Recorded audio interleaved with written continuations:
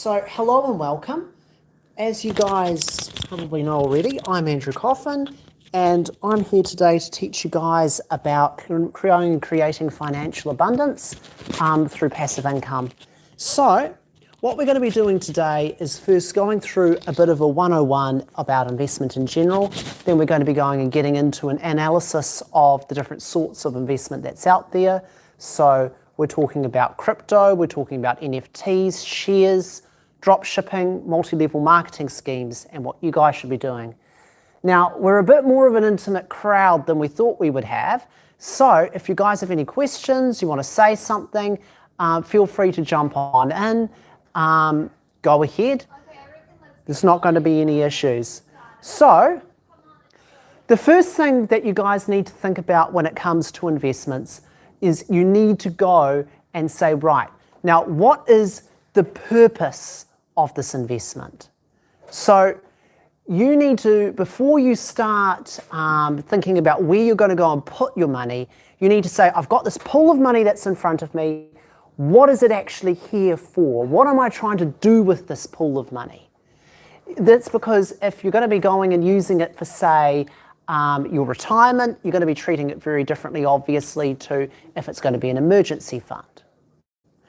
So the first question you need to be thinking about is, well, when am I going to be going and spending this money? If your time horizon is, say, 20 years, that looks very different to the sorts of things that you'd want to invest in compared to a couple of months, obviously. And if you're uncertain about when it is that you're actually going to be needing the money, then again, that factors in. Maybe you need to think about a form of investment that you're able to go and get your money out of more readily. The next key point to be thinking about is what you're going to be using this money for. So if you're going to be investing your money to go and retire, you're probably not going to want to take as many risks compared to if it's something expendable, it's something that's nice to have, maybe you're saving for a holiday in the distant future.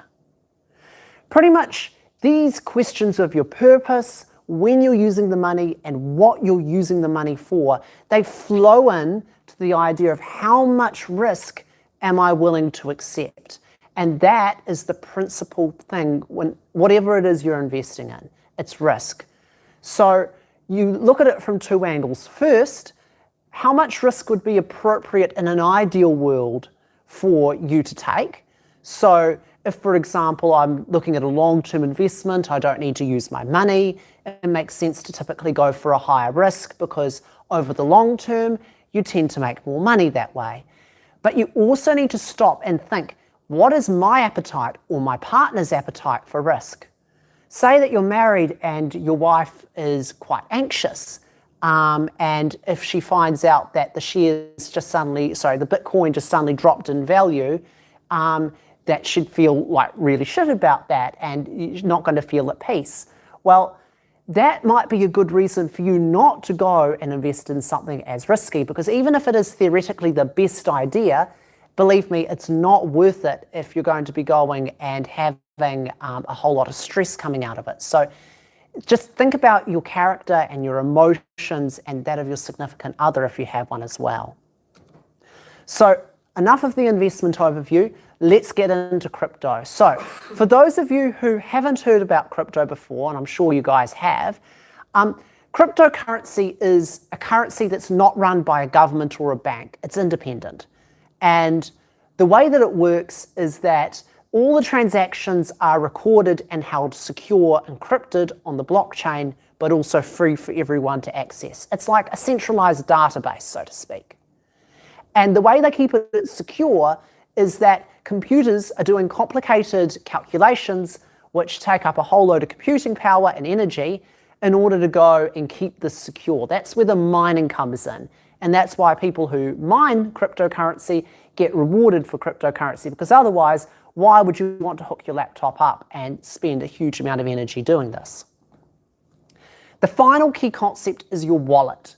So, like my wallet here, this is where I keep my money. Same deal for cryptocurrency. You want your cryptocurrency, it's held in your wallet. And this is a really big thing because in some ways of investing in cryptocurrency, you've got control over your wallet, and in other ways, it's not you, it's a third party. So that's something that's going to come up later when we get into some of these investments that look too good to be true. So one question I get asked a lot, is Bitcoin actually here to stay? So we all heard a bit about it. Essentially, is it going to be around, like if I put my money in it, is it going to go to zero and am I going to lose the whole lot? Well, it's been around since 2009 and there's a hell of a lot of people that are using it. So about 300 million people use all the cryptocurrencies out there. Like, it's a big space and people are investing more and more in it over time. And you've actually got countries like Russia, they're going and saying, cryptocurrencies, what a great idea. How about I use one and get around some US sanctions? And other countries as well, you know, they want to get in on it. They don't want to miss out. But you've got countries like the EU, well, the EU isn't a country, but you know what I mean. They are coming down a little bit harder on cryptocurrencies now because they're going, now, if people are putting their money in cryptocurrency, it's hard for my tax office to work out, where is this money going? Where is it going? And if they can't follow the money, they can't tax the money very easily. So the EU right now has the bright idea, let's make it hard for people to invest in crypto and put more regulation on it, because then our tax office isn't going to be losing out on so much. So right now there's no assurances. Essentially, the thing is, cryptocurrency isn't tied to something like gold. It's not tied to something intrinsically of value. If everyone decided to pull their money out tomorrow, then, well, it's going to zero. But at the same time, there's no indication that that's what's probably going to be happening in the near future. But one of the biggest risks that we've got is this increasing trend for investment. So you might see in future, for example, the developing world like India, Venezuela, all of these sorts of countries becoming more crypto focused while the West sticks to its more traditional roots.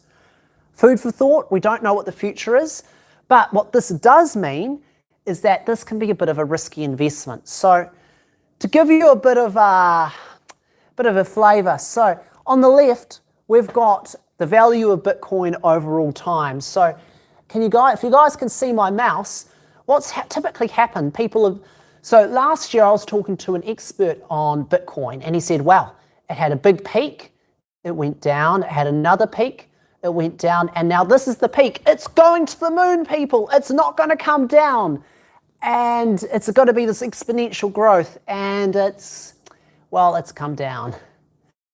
So this is a really volatile investment. Essentially, you're doing the equivalent of buying a lotto ticket or going down to the races and betting money on a horse. Maybe it's going to go up, and massively. It's like if you bet here when it was about 8,000 a Bitcoin and you sold when it was about 90,000 a Bitcoin, that's 10 times your money. You can't get that investing in real estate. But say you invested your money when it was 80,000 and now it's sitting at 25,000, you'd feel real dumb. And again, you tend not to get that in real estate outside a fire sale, or even in a fire sale you wouldn't really get that. So you can see in the last 6 months as well how the value has been bouncing around.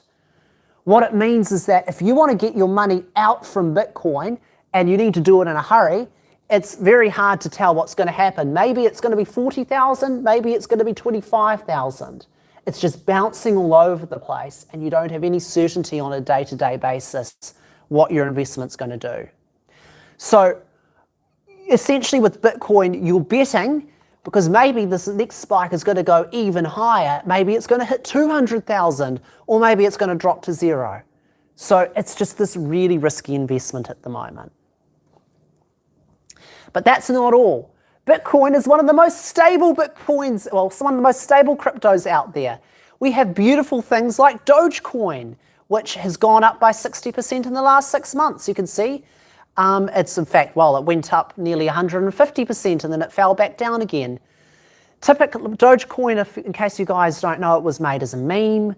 It's an interesting investment. Elon Musk loves it, so therefore it must be amazing.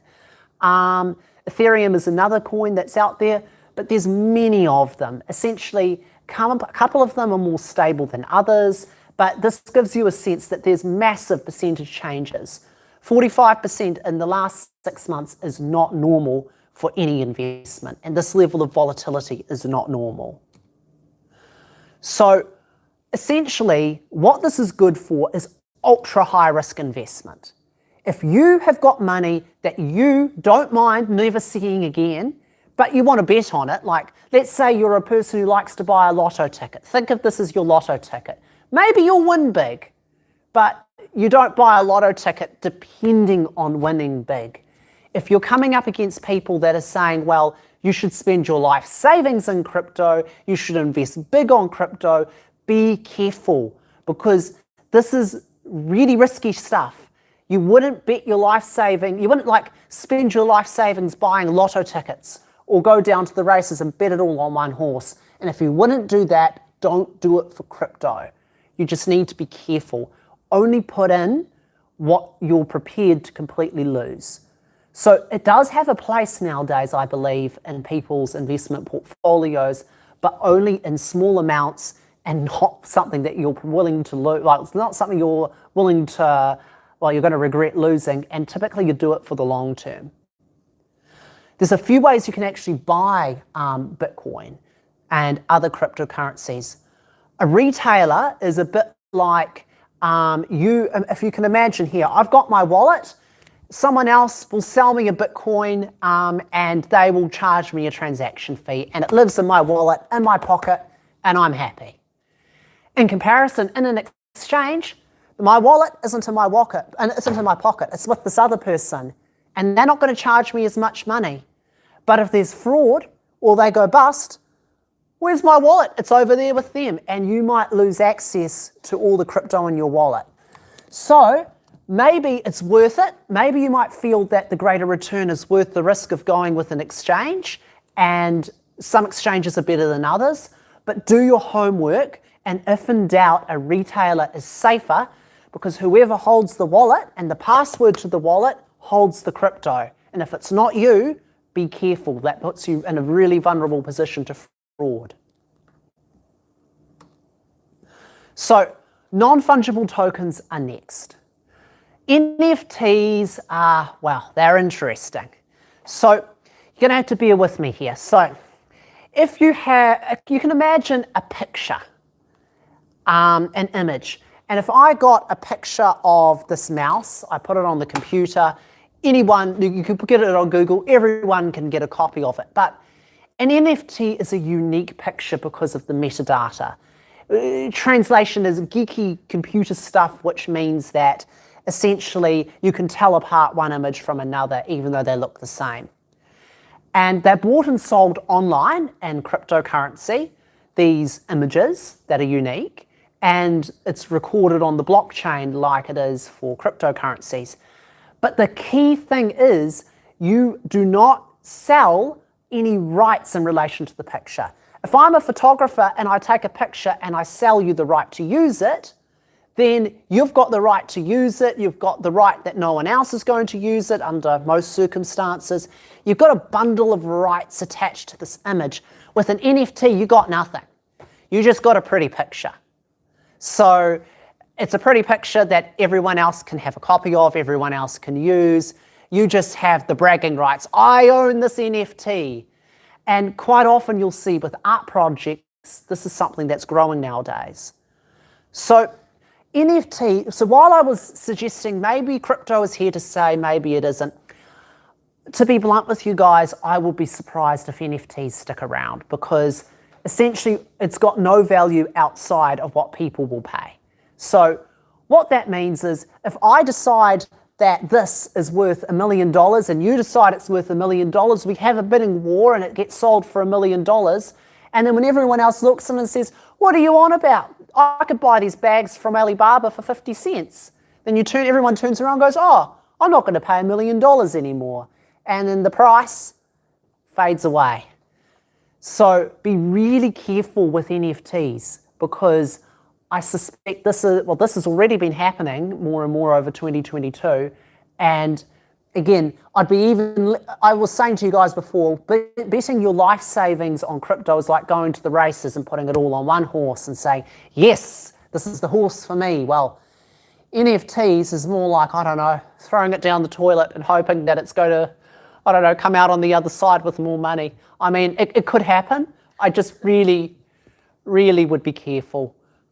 This is incredibly volatile. It makes crypto look nice.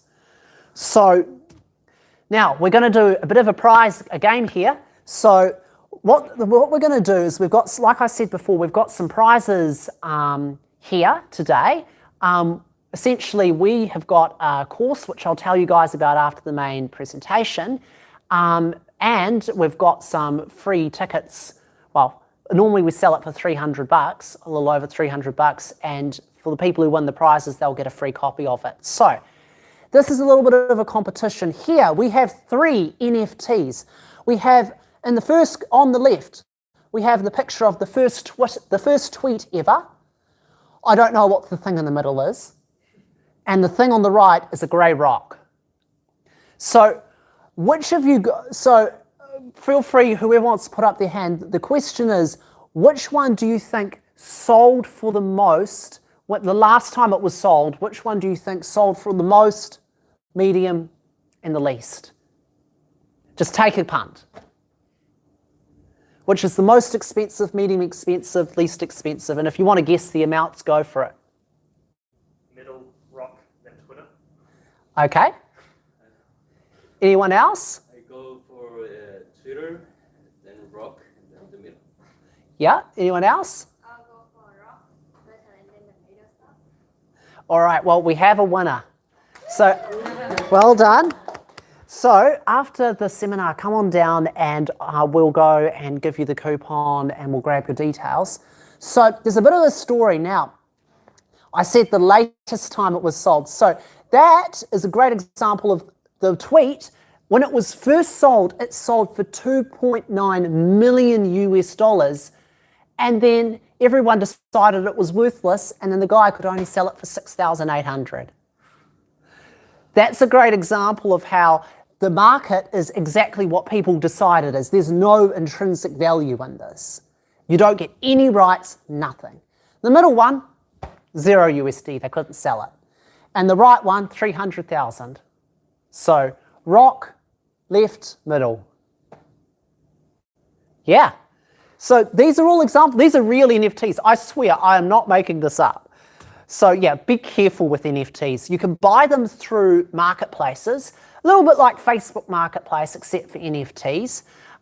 So they're auctioned off. They've got websites like OpenSea, Mintable, Rareable, and traditional crypto exchanges have gone, ooh, NFTs, they're the next big thing. So let's branch out into this. So you've got Binance and Nifty Gateway going in for it too. And like I said before, if you want to buy an NFT for the satisfaction that, congratulations, you own this picture of a grey rock and it means absolutely nothing. If that makes you happy and feel fulfilled and satisfied in your life, go for it, dude. But yeah, it's not an investment, is essentially what I'm saying. So shares.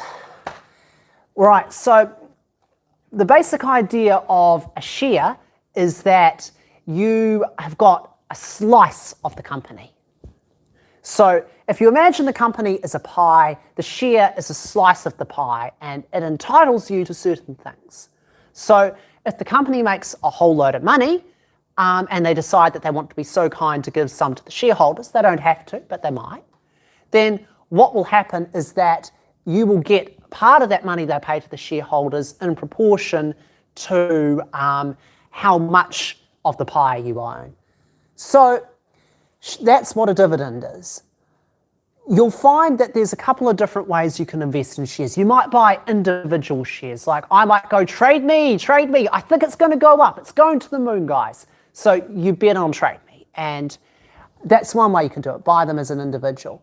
Or you could get an index fund. So what that does is it follows an index, like maybe it's the largest by market cap top 50 New Zealand shares, something like that. You don't have to track it. It's the sort of boring option, but it typically will earn you money over the long run. I'll say more about that in a bit.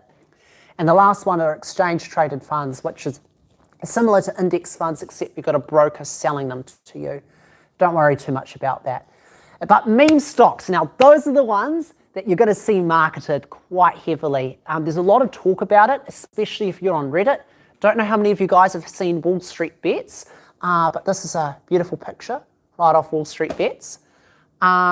Essentially, it's the diamond hands idea that nobody should sell their shares. And good examples are GameStop and AMC.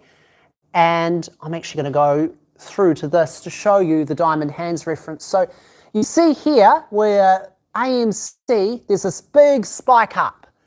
Everyone was saying, diamond hands, guys, diamond hands. It's going to the moon, diamond hands. Because the idea was that if everyone kept on buying, then the price would keep going up and you'd have the big companies that were big hedge funds, you know, they'd bet on the price going down and they were losing more and more money. But essentially the people who sold, they made money, and if you bought at the peak, because people were keeping on buying and buying and buying and buying, you can see that it's just crashed back down again. So essentially, the thing is with meme stocks is there's a lot of popular movement because there's a bunch of people that, some people are doing it because they want to make money off it and they think that they're able to go and benefit. It's a good financial decision, they think. Other people are doing it because they're saying, screw you, Wall Street. And there's a Reddit community going on around that. There's different motivations, but typically if you see memes like this, it's probably a meme stock. If you see the price going up, and there's no obvious reason for it, be careful, because pretty much it could keep going. But it's like Bitcoin. Bitcoin could go up to 200,000 USD a coin tomorrow. But it's really volatile. So essentially, when you're dealing with something that's volatile like a meme stock or Bitcoin, don't bet more than you're prepared to lose. So as you can see here, it went up and then it went down, and it's also quite jagged. In comparison, look to the left. So on the left is the NZX 50. It's the weighted average of the top 50 companies. And if you invested into this fund, where you'd have a chunk of all the top 50 companies, the general trend is up over the 5 years. So, and when you look at the percentage as well, 38% in the last 5 years, that's pretty good. Admittedly, it is, the timing of this, it's not always going to be 38% every 5 years. Some 5 years will be better than others. But the point that I'm making is that typically, if you want to go for passive investment, that is better than active. So I've been jumping around here a little bit, and to explain myself, passive investments are like index funds. You take a slice of, don't just get one company, get 50 companies, but a little bit of 50 companies, because even if one does bad, well, you're looking for the average in the long run anyway, so that's going to be okay. Active investment is when you're trying to beat the market, when you say, okay, I think that Trade Me is going to outperform all of the other companies on the stock exchange, or most of them, and they're going to beat the average. Be careful with active investment, because financial advisors, they struggle. People who are professionals struggle massively with this. They can't do it properly. And if the professionals can't do it properly, sure, maybe you'll be smart, maybe you'll figure something out, but you're taking a big risk. Your company might run into problems, while overall, if you went in for a general fund which invested in a lot of different companies, overall the general direction is up, but an individual company, maybe it goes into liquidation and you lose your money. So if in doubt, diversify, unless you're really just wanting to have a bit of fun investing and wanting to go, ooh, let's try to be clever and to win out here. So anyway, that's the moral of the story that I'm going for. Be careful around active investment and people telling you it's guaranteed that this stock is going to the moon. It might, but it's probably just going to be volatile. The final thing here is there are different platforms that you can invest on. So Sharesies you might have heard of, and there's a whole bunch of other ones like it. Kernel, even if you're in KiwiSaver like Simplicity, you've got shares. And you can also go and now invest when you're not in KiwiSaver with Simplicity too. Essentially, the way that these platforms make money is that they'll charge you a fee every time you want to do something with your shares. So there's a brokerage fee. Sometimes there's currency conversion as well, especially if you're investing in the US or another country. And they might charge you a flat fee every year too, a management fee. So this one is a little bit of an easier one. First hand up, who can name another meme stock that we have not covered so far today? You mean GameStop? I think I put GameStop on the, yeah, I popped GameStop on there. Good one though, you're right. If no one else comes up with one, then you can grab the prize. All right, well, come on down afterwards. You've got the course. So the next thing is drop shipping. Now, I don't know about you guys, but I am infuriated every time I go onto YouTube and I have bloody Sophie Howard going and yelling at me, telling me how I'm going to get rich quick by drop shipping. I've got some examples of some ads for you, first of all. This came in my, she bloody was emailing me this about a week or so ago. It's like, Uber driver to 424,000 in 2 years. Yeah, results may vary. How to start your own business without prior knowledge or experience. How to build a highly profitable semi-automated dropship business without needing any experience. Results may vary greatly. So these sorts of ads look too good to be true because typically if you go in not knowing what you're doing, you're not going to get the same result as these people. You might actually be able to make a successful business out of drop shipping. This is one of the ones where I'm not actually going to crap all over drop shipping because I actually think that if you choose the right product, do it well, you could actually turn it into a decent business. But it is not a get-rich-quick scheme that it is marketed as. You are not going to just sit there and be given $424,908 in 2 years for doing nothing. And this is increasing more and more in terms of how aggressive the adverts are getting. They've certainly managed to target me, and I've had enough of it. So what is drop shipping? So essentially, it's a basic idea that, say you've got a person over here.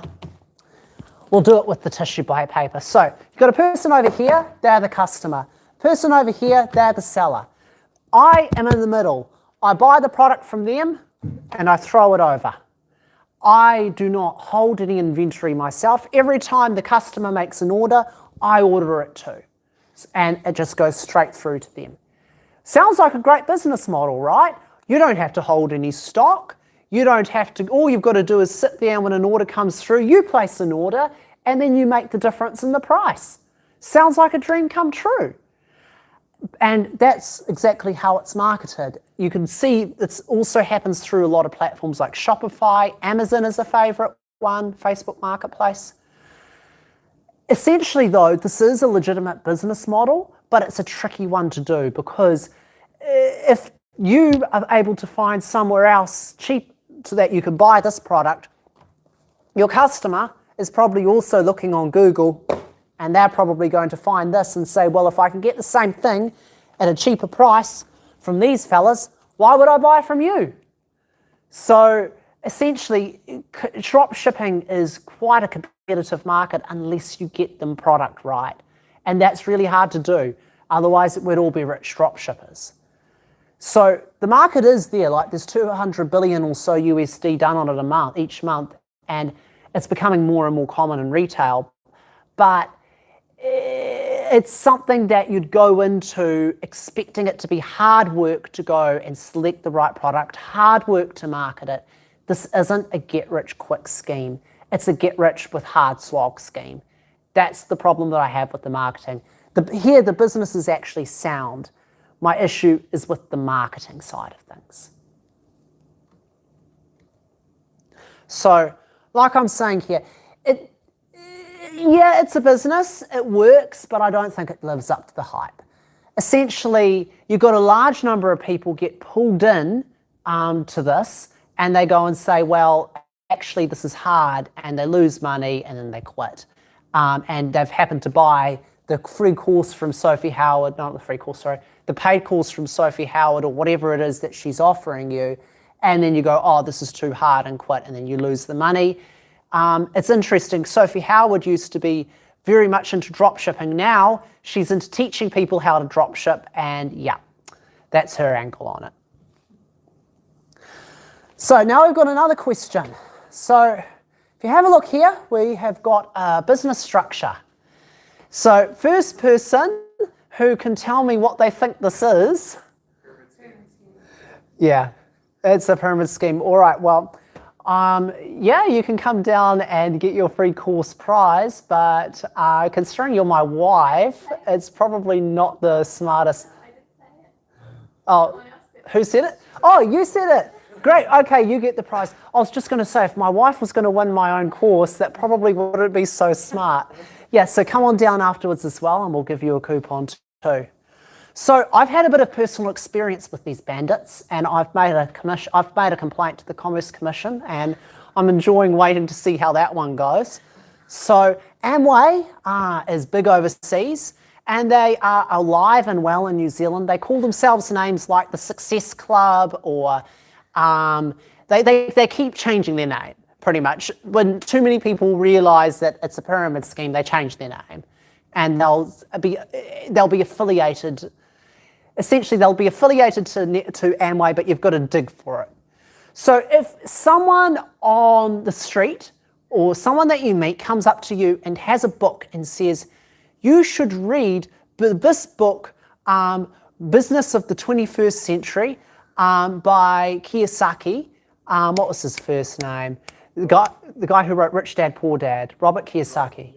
Yeah, if someone goes and has Business of the 21st Century in their hand, and they tell you should read this book and then come and talk to me, they're probably in a multi-level marketing scheme, aka a pyramid scheme. This is a really common way that they recruit people. So yeah, they're alive and well. So what it is pretty much is, at its most basic level, you are buying products from your handler above you, and you have to spend a certain amount of money each month on these products. And you can on-sell them to other people. And they'll tell you, you're running your own business. Look, you are buying products and selling products, and you earn all of these rewards. You'll be paid by Amway for doing this. Essentially, it's a flyby scheme for expensive products. So to translate, they've got a range of expensive products, like they'll have special soaps and detergents and things like that cost about 2 times as much as what you pay for, or 3 times as much as what you pay for in the supermarket. And then they'll give you, I don't know, 50 cents back per bottle. So you end up worse off, and you've got to buy a certain amount of it each month to meet your quota, or you've got to recruit people beneath you who you are forced to buy it off you. I mean, that's how you grow this pyramid. Essentially, they market and they say, well, you'd use these cleaning products anyway, so why not buy them yourself to support your own business? It's not a business, it's a pyramid scheme. They hate that word, by the way, they really do. The Commerce Commission, on the other hand, absolutely loves it, finding out about this stuff.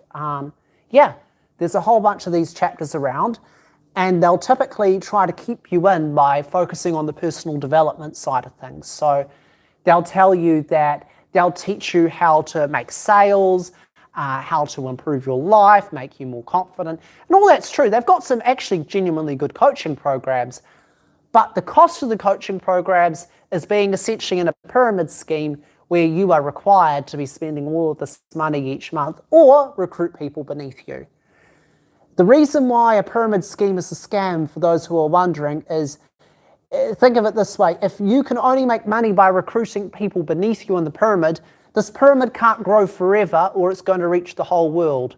So essentially, the people on the bottom are the suckers, and the people on the top are very happy. So that is the story of the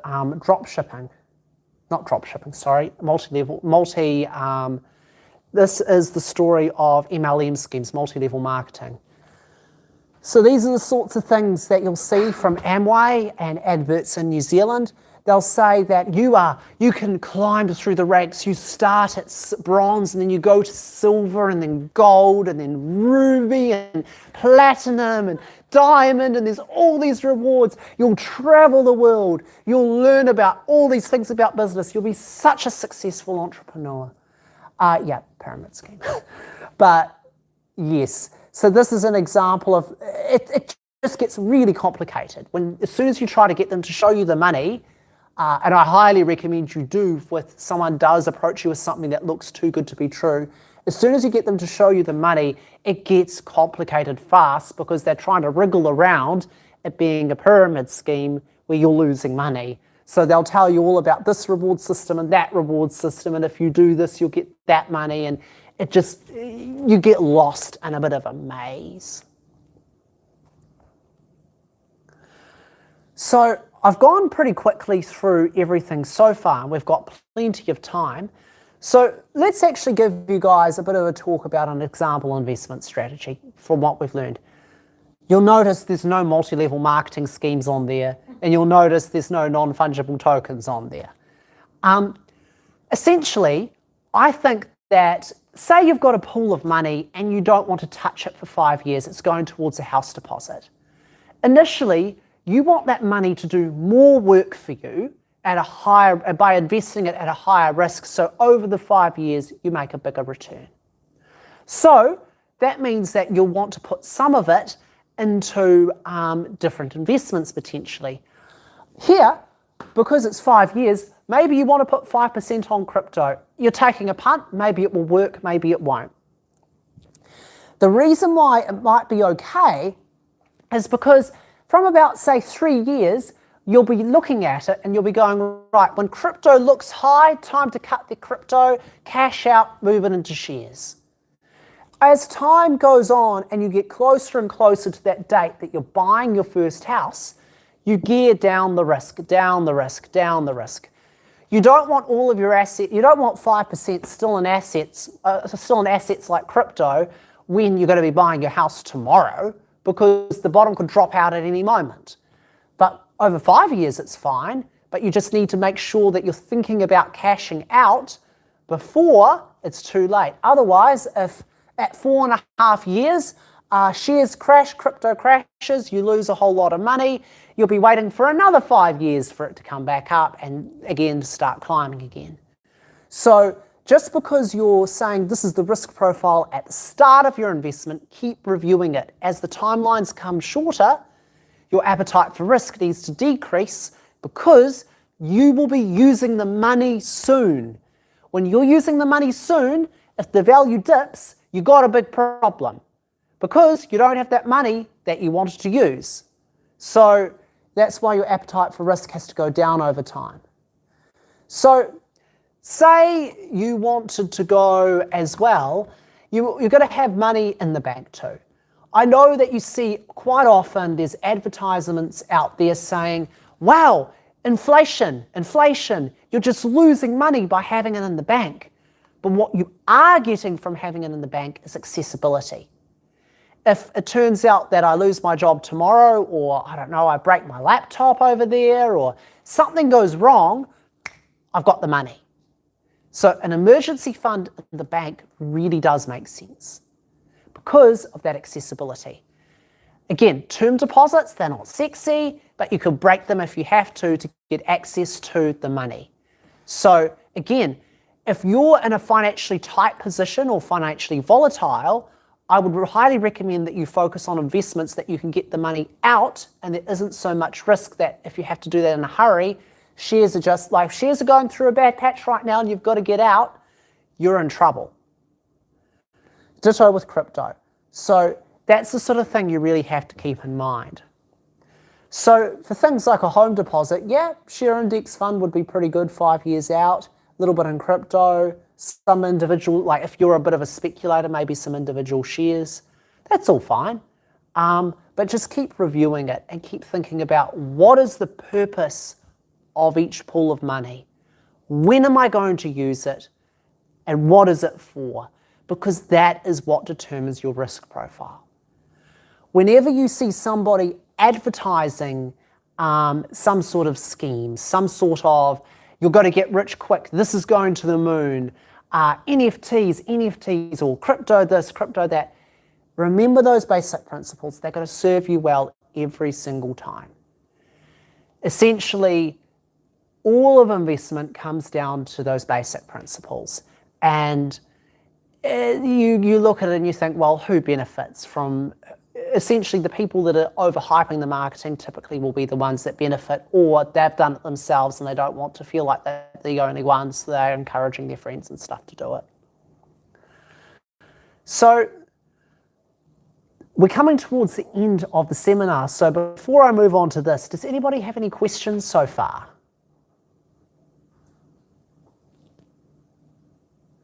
Wow, quiet room. But if you guys do end up having questions, please do, like, we've got plenty of food.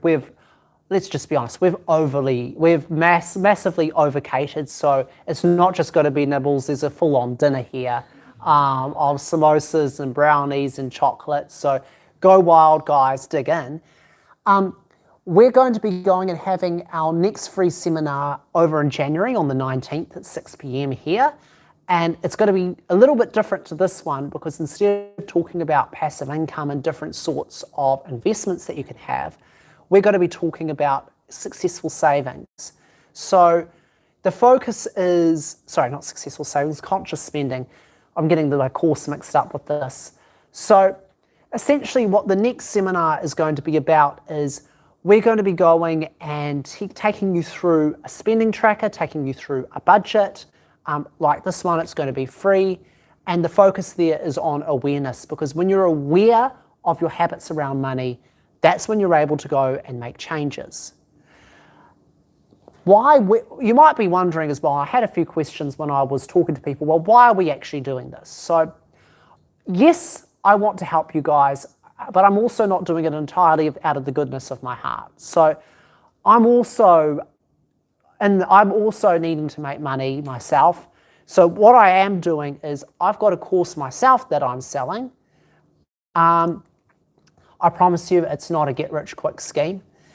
And essentially what I'm doing right now is I'm building my platform. I'm providing value to people like yourselves and showing people that I've got something that's worthwhile that I'm offering. So that's my motivation. As well as I honestly think that multi-level marketing schemes are evil and people should not, I do not want anybody caught in them, and I'm trying to genuinely help people. That's where I actually benefit from this. So in our course, what we do is we go through things like, right, step one is setting holistic life goals. You've got to know what it is you want to do with your life before you can actually handle your money in a way that's going to serve what it is you want to do in your life. The second thing that's key is your spending tracker and budget. You've got to actually be aware, where is my money going? What do I want to do with it before you can make any changes? And then the third thing you need to do is, well, okay, great, I've got savings, but I need to know, where is it that I'm going to be putting my savings? How is it that I'm going to actually make my money work for me in the best possible way? So that's what this course is. We've got a website as well, holisticfinances.podia.com. And we'll be putting updates on here as well, and more courses, more information as we go. So we're a young company and we just started out actually this year. So we're going to be here for a long time to come. So please keep in touch. We'll send around an email to you guys afterwards so that you've got our details, so you can go and keep watching. We'll keep you updated as well for our next seminar. And yeah, hopefully we'll keep seeing you guys around and connected. So the final thing we need to do is do a little draw for the prize. So Hoy, do you have the registration forms with you? Yeah. So do you mind going for the last one, putting it into a random number generator? Alright, so I will generate random number, Yep. and the lucky number is 7. So do you want to see who is number 7?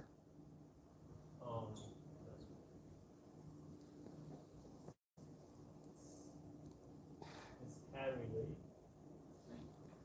Congratulations. Well, you've got yourself a copy as well.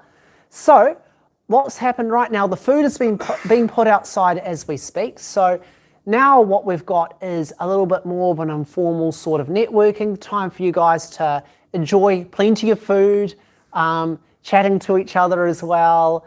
If you've got any questions, feel free to ask. Hopefully you guys have enjoyed, and thank you very much for coming.